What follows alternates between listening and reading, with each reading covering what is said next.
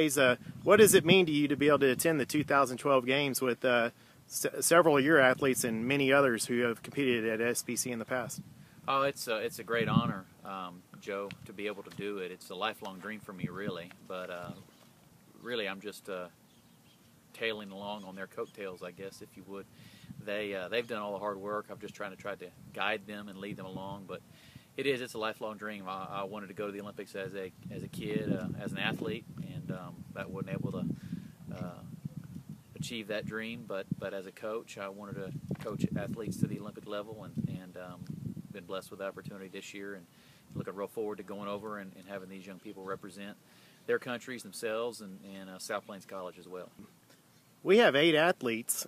Discuss some of the significance for a small college like South Plains College and a small community such as Levelland to have such a presence in the Olympic Games. Well, I think it's a tremendous reflection on South Plains College and the community of Levelland and the support that we have here on campus and in the community for these people to be able to come here and excel to an Olympic level. I mean, you're talking once every 4 years. And there's only about 10,000 athletes in the world that qualify, very few of whom qualify for multiple Olympic Games. So it's really a tiny, tiny, tiny fraction of the population that get to be called Olympians. And for South Plains to have so many in this year is really remarkable. I think I saw an article where the Big 12 had just a few more than that for the whole conference. There's major Division I universities that have millions and millions of dollars in budgets and big names that don't have as many as we do.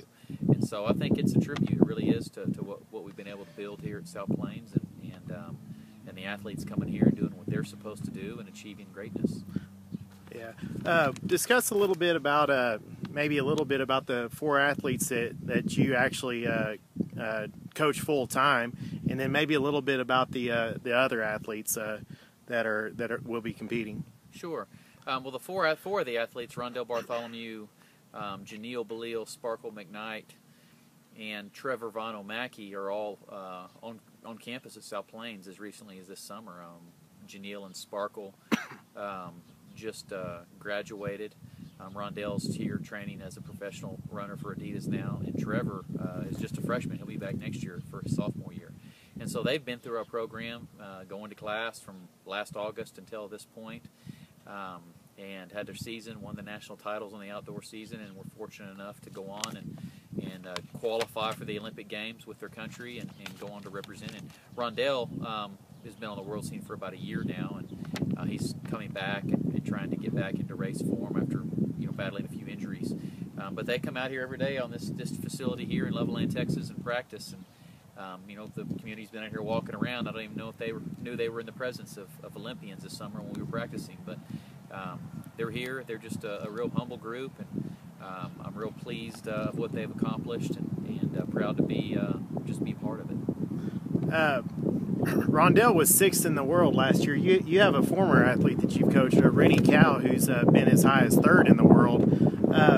What is specifically Rondell? What does he have to do to get into the semifinal and ultimately the final? Well, with the Olympics, it's the qualification procedure. I believe they take the top 2 or 3 finishers in each heat of the preliminary round, plus the next best times, to qualify 24 total athletes into the semifinal round. And then in the semifinal round, there's 3 heats of 8, and they take the top 2 in each heat plus the next 2 times. So for Rondell and Rennie both, I mean, they're going to have to obviously be in the top 24 people after the first round, and then that's when it gets interesting. The semifinal, there's just not much room for error. You're talking the top 2 in each heat, and then the next 2 times, and it gets pretty dicey there. The performances really come up, especially in an Olympic year, so they're going to have their A games. Each round really is the final. You can't really save anything for the final. You have to get to the final and then give it all that you have.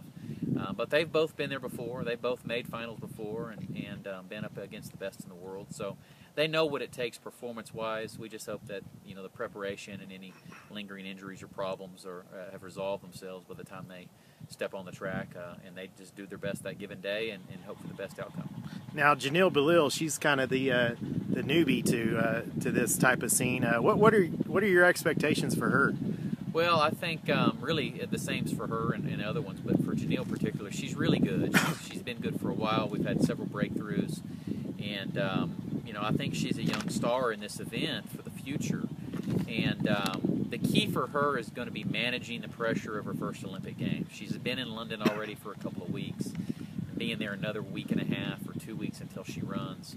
It's just a lot for a young person to manage, while at the same time taking class. She's taking an online government class. So I think that's going to be her biggest challenge, is just managing expectations, managing her time, and being prepared for what she's going to face. The Olympic Games is something that you can really never duplicate. You can never prepare yourself for until you step into the stadium and there's 85,000 people watching and maybe 1 billion on TV watching, and you don't really realize it until you get there. And so I think that's going to be it, controlling her emotions and understanding it and trying to treat it like it's just another meet, like it was just out here at South Plains College with just us in the wind, and see what she can do. But athletically, I think she's gifted enough to really make a run and do well. How tough is it going to be for you to communicate with your athletes, kind of being spread all over the village? Right. Well, it's lucky that I have been accredited with the Grenadian delegation. I was very fortunate for that to happen. There was a time I didn't know it would happen, but they were able to get me in. I'll be living in the village with the athletes, so that makes it a lot easier to communicate with them because all the athletes will be centralized in the village. But the village is big. I mean, you're talking 22,000 people living there with several different housing units and complexes. But I'll be able to find out where they are. There's only a couple of practice or training venues, and so we'll be able to meet up at the track, and the dining hall is a central place. So I think this year, compared to last year in Korea, where it was very difficult because I didn't live in a village, that there will be challenges, but it'll be much more manageable this year to find them, meet up with them, have set practice times, and kind of help manage them through the process and give them somebody to talk to and lean on as they're going through this for the first time. That's your itinerary and what you plan to do between now and the start of the Olympic Games. All right. Well, I'm gonna leave here with Rondell. The other athletes are already there. They're already at their various country training camps and in London, and I think they're starting to move into the village today and tomorrow or the next day. Rondell and I are here training. We're going to be leaving to go to Munich, Germany, to see a doctor in Munich just for some final tune-up work, and then we'll be moving into the village next Thursday, which is about the opening ceremonies is next Friday, but track doesn't actually start till the following Friday.